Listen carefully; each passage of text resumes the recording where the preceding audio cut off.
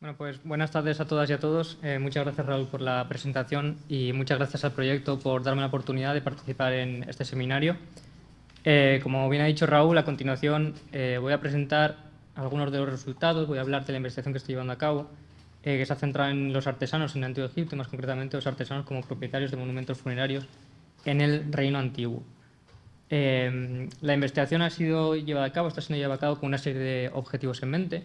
Por un lado, identificar a estos individuos en el registro funerario a través de sus títulos y sus tumbas, e hipotetizar acerca de su jerarquía, su estatus y su posición socioeconómica. Y por otro lado, interpretar su papel en la sociedad egipcia y su relación con las élites, porque no debemos olvidar que las tumbas que hemos identificado, aunque sean de artesanos, siguen siendo una parte de la élite, de la élite baja, pero de la élite.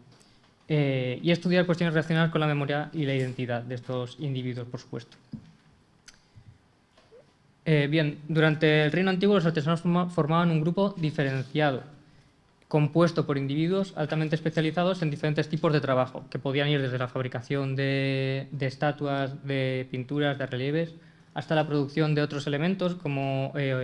mobiliario, objetos de adorno personal. Y pese a la existencia de una gran variedad de tipos de artesano, todos ellos quedan englobados bajo un término, que es el término Gemut, que es el término que tenemos aquí en el centro de la diapositiva, este de aquí, que se representa con el jeroglífico del taladro, y que es el término en el que nos hemos centrado nosotros a la hora de llevar a cabo esta investigación. Tradicionalmente el término se ha traducido como artista o como artesano. Los artesanos fueron esenciales en la estructura social del Reino Antiguo, ya que no solamente eran importantes desde el punto de vista económico, sino que fueron muy relevantes tanto en el mundo religioso como en el mundo funerario, ya que las artes y las artesanías no solamente cumplen un papel utilitario, una función utilitaria, sino que también cumplen funciones simbólicas. Esto no quiere decir que ambos conceptos estén contrapuestos, sino que son conceptos que se complementan. Y en este caso se complementan a la perfección, como veremos. Los artesanos son individuos que trabajan con una gran cantidad de materiales y que poseen un conocimiento simbólico considerable, que es expresado precisamente a través de estas artes y estas artesanías, a través de los diseños y de los estilos. Resulta razonable pensar en los artesanos como individuos con cierto prestigio, cierta estima social, ya que no solamente son importantes para fabricar todos aquellos elementos relacionados con la vida cotidiana de la población, sino que también son necesarios para fabricar todos los elementos que se utilizan en los cultos y en los rituales que se asocian a la muerte. En este sentido, me gusta recuperar la idea de Caploni, en el que dice que los artesanos son portadores de cultura. Los artesanos, por supuesto, eran pagados por su trabajo y eran recompensados con alimentos, usualmente con pan y cerveza, o con otros elementos como productos textiles o con joyas. La verdad es que no he traído ningún ejemplo del pago de artesanos, pero no es raro encontrar en las tumbas de la élite, de altos funcionarios y de la realeza menciones al pago de los artesanos, ya que parece existir cierta preocupación real, ficticia, simbólica, por parte de los difuntos de aparecer como buenas personas que se hacen cargo del pago de estos individuos. Los artesanos se organizan en talleres, estructurados en función de las diferentes especialidades existentes, donde el rol de cada individuo estaba delimitado por una jerarquía bien definida. Los talleres podían ser de varios tipos, de dos en general. Los talleres per jet, asociados al hogar de un particular y a la fabricación de bienes para funcionarios y élites. Estos artesanos no poseen en sus títulos ninguna distinción particular, o pueden organizarse en talleres que forman parte del servicio estatal, entendiendo por Estado la suma del rey, del culto, del templo, la familia real y el palacio, por supuesto. En este caso, estos artesanos sí que tienden a aportar de vez en cuando algunas especificaciones acompañando a los títulos, como pueden ser el caso de Perra, Nesut o Wabet, ¿no? Aquí tenemos algunos ejemplos en los que estos artesanos, junto a su título de artesano, pues portan estas especificaciones, como puede ser el caso de Angirta, que es artesano supervisor de los artesanos del palacio. Tenemos también a Nefersesentá, que es supervisor de los artesanos de la Wabet o del taller funerario. Y por último tenemos a Nebu, que es gran artesano del rey. Estos títulos, durante el Reino Antiguo, era más común representar a escenas de talleres en los que los artesanos están trabajando en grupo que representar a artesanos de manera individual. Las representaciones de artesanos individuales aumentarían durante el Reino Medio y el Reino Nuevo, siendo los escultores los más representados en todos los periodos, por lo que algunos autores han planteado que los escultores pudiesen ser los artesanos por excelencia, ya que su relación con el difunto podría ser simbólicamente más estrecha debido a que son los encargados de representar físicamente, tridimensionalmente, al individuo al difunto para toda la eternidad. Por otro lado, el análisis de los diferentes títulos de artesanos que hemos podido identificar nos ofrece 4 posiciones principales dentro de la jerarquía interna, ¿no? Los supervisores, los inspectores, los subinspectores y los directores. Estos títulos en ocasiones son combinados, en ocasiones no, siempre, son combinados con el título de Gemut, con el término Gemut, para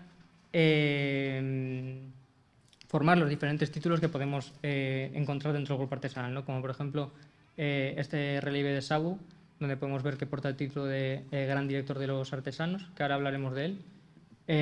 o el relieve de K, que es Supervisor de los Artesanos. También tenemos a Angmerira Meripta, que es subinspector de los artesanos, a Nefert, inspector de los artesanos, y a Gemut, que destaca por poseer únicamente la distinción de artesanos sin ningún otro epíteto acompañándolo, ¿no? Bien, entre los artesanos se plantea que uno de los títulos con mayor prestigio sería el de Gran Director de los Artesanos, debido a que durante el Reino Antiguo es un título que se asocia a los sumos sacerdotes de Ptah en Memphis. A continuación, en la diapositiva lo que podéis ver es una lista de los individuos que portaban el título de sumo sacerdote de Ptah en el Reino Antiguo. Como podéis ver, la mayoría de tumbas han sido identificadas en la necrópolis de Saqqara, a excepción de Nebu, que lo tenemos por aquí, cuya tumba está en la necrópolis de Giza.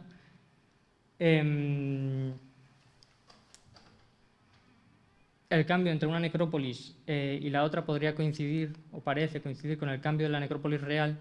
de la necrópolis de Giza a Saqqara desde finales de la cuarta dinastía y sobre todo durante la quinta y sexta dinastía, lo que podría denotar cierto interés por parte de los sumos sacerdotes de estar enterrados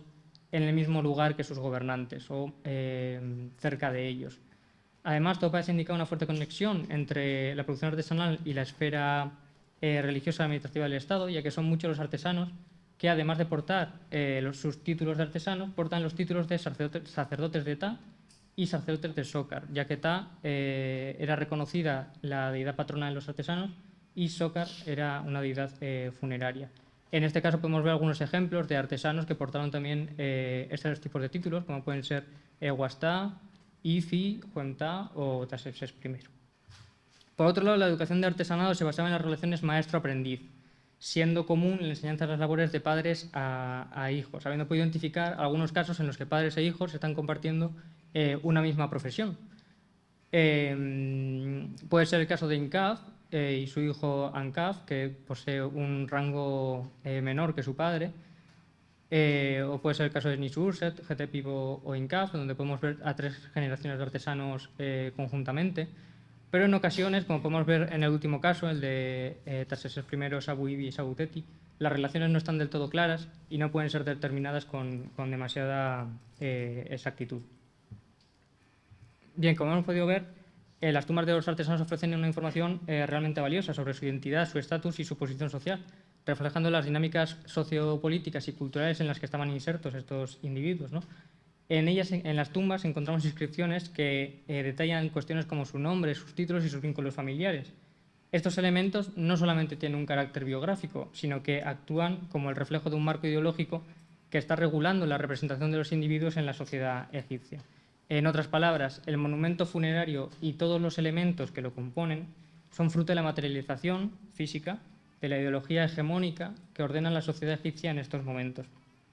Este marco ideológico estaba regulado por el concepto de decorum, que condicionaba cómo debía representarse y vivirse la vida social de las élites, dentro de una sociedad que legitima sus valores y sus normas a través de la cosmología y la autoridad real. En este ciclo, la figura del artesano adquiere un papel de especial relevancia, en tanto que es el responsable de dar forma a los ideales sociales a través de la confección de relieves, pinturas, estatuas, elementos arquitectónicos, etc. Hasta el momento hemos logrado identificar un total de 66 artesanos, de los cuales 37 poseen una tumba identificada en la necrópolis de Giza o en la necrópolis de Saqqara. Por el momento no hemos encontrado tumbas de artesanos en las provincias. Cabe mencionar que de estos 37 individuos, 3 de ellos, que son Taperev, K y Taneferti, no son dueños de la tumba en sí, sino que son familiares, probablemente sean familiares de los dueños de la tumba. Por otro lado, es de mencionar el hecho de no haber localizado ninguna mujer que porta alguno de los títulos que portan los hombres, ni como poseedoras de una tumba propia, ni formando parte de la tumba de algunos de sus familiares. La verdad es que no existen demasiadas referencias a la participación de mujeres en el mundo artesanal, más allá de uno de los papiros de Gebelein, que sí que menciona a mujeres trabajando en construcciones durante el Reino Antiguo. Además del papiro de Gebelein, contamos con una representación excepcional en la tumba de Baquet III, perteneciente a la decimoprimera dinastía, que si bien es cierto que no es Reino Antiguo, sino que es Reino Medio, me gusta mencionarla porque en ella encontramos una escena, permitidme ampliaros, en la que podemos ver a una mujer colaborando en la fabricación de una estatua junto a un pintor, que ninguno de ellos posee nombre o título o ningún tipo de identificación. Decimos que es excepcional porque de momento no hemos encontrado ninguna escena similar para el Reino Antiguo. Sin embargo,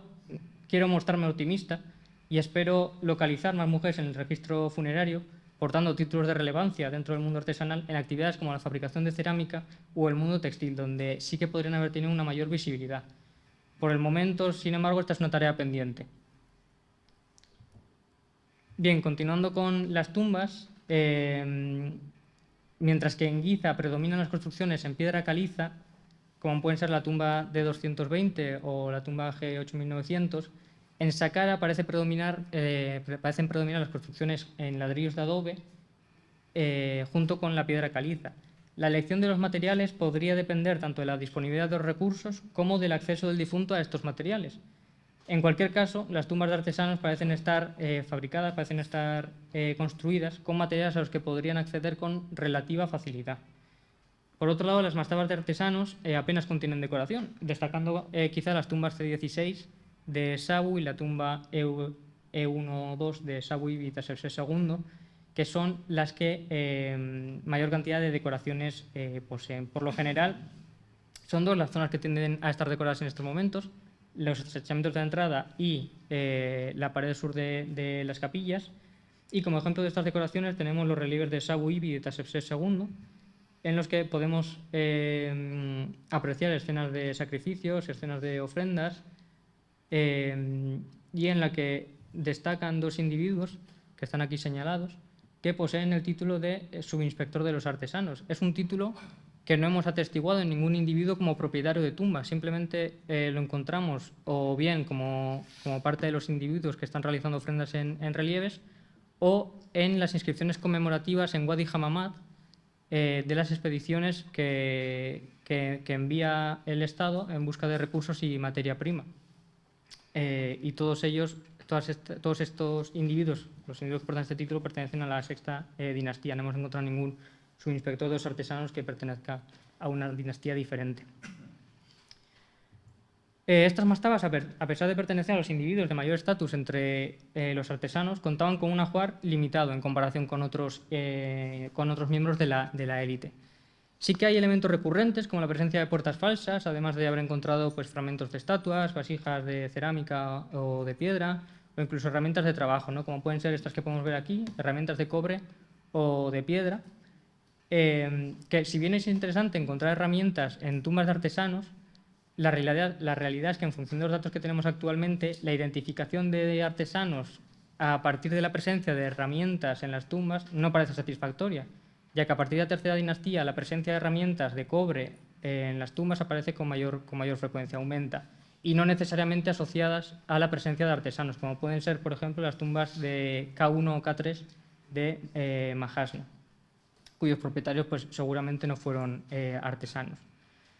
Por lo general, las tumbas que hemos podido identificar poseen un tamaño moderado. Son mastabas compuestas de una sola sala a modo de capilla, como la tumba de Inyang, por ejemplo, que rara vez contienen serdab o habitaciones adicionales y que poseen uno o varios pozos funerarios, como podemos ver, por ejemplo, en la mastaba de Nimadre. Sí, entre las mastabas de artesanos destacan aquellas pertenecientes al sumo sacerdote de Etá, que no solamente son las más grandes, sino que son también las que mayor decoración poseen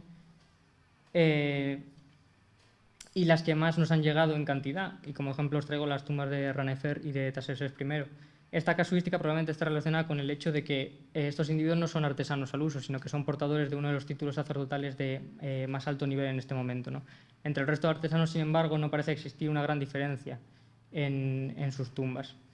En función de la distribución de los títulos también podría existir una correlación entre la jerarquía y la localización de las tumbas, y es que aquellos individuos que portan los títulos de sumo sacerdote de Etá y los títulos de supervisor de los artesanos parecen enterrarse predominantemente en la necrópolis de Saqqara, mientras que la necrópolis de Giza sí que parece albergar a individuos que portan títulos de menor rango. Esto puede deberse a que los individuos que cuentan con un rango mayor también poseen un mayor estatus y una mejor posición socioeconómica que les permitiría enterrarse en la necrópolis real activa en este momento, ya que la mayoría de individuos que hemos localizado pertenecen a la quinta y sexta dinastía, cuando está funcionando la necrópolis de Saqqara. Bien, el contenido y ubicación de las tumbas de artesanos permiten una interpretación limitada acerca de su estatus, aunque este podría haber sido especialmente alto durante las primeras dinastías y el Reino Antiguo, al ser los responsables de la creación de buena parte de la riqueza del Antiguo Egipto, debido a la demanda de bienes de lujo para las tumbas reales y privadas y la inserción de nuevos materiales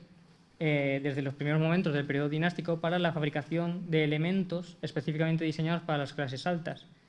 También se plantea que entre el predinástico y la tercera dinastía el artesanado pudo sufrir un proceso de profesionalización e institucionalización, lo que explicaría la escasez de artesanos identificados en estos primeros momentos, ya que la mayoría de artesanos pertenecen a la quinta y sexta dinastía, los que hemos identificado. Sería a partir de la quinta dinastía cuando se da un aumento de la burocracia y una reforma del sistema administrativo, y se observa una proliferación de títulos en todos los campos laborales del Antiguo Egipto, incluida la artesanía. En el Reino Antiguo, los artesanos adquirían un estatus especial como productores de bienes y como mediadores entre la esfera material y la esfera ideológica, siendo en esencia portadores de cultura, como decía Caploni. Su jerarquía interna revela una estructura organizada, mientras que sus tumbas reflejan su inserción en la ideología estatal. En vista de las fuentes que están a nuestra disposición,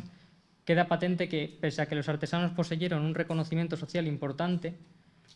obtuvieron un nivel socioeconómico inferior al de otros grupos del Reino Antiguo, como pudieron ser sacerdotes o altos funcionarios. Únicamente los mejores artesanos y los asociados a la realeza poseerían un nivel económico suficiente como para dejar huella y como para obtener un monumento de mediano o gran tamaño, siendo ayudados además por los favores del propio rey y por sus recompensas. Y es que durante el Reino Antiguo todos los recursos artísticos parecen haber sido monopolizados por el faraón, siendo el rey el mayor productor, consumidor y mecenas de las artes en este momento. Así, el uso de la artesanía funcionaría no solamente como otorgadora de estatus, sino como justificadora ideológica y como reproductora de las ideas hegemónicas. La mayoría de artesanos, sin embargo, y más aún aquellos que trabajan en el ámbito provincial, no dispondrían de la capacidad económica suficiente como para elegir un monumento de mediano o gran tamaño, obtener un equipamiento funerario importante o dejar grabado su nombre y títulos. Por el momento esto es todo. Muchas gracias por vuestra atención y si hay alguna pregunta intentaré responderla. Muchas gracias.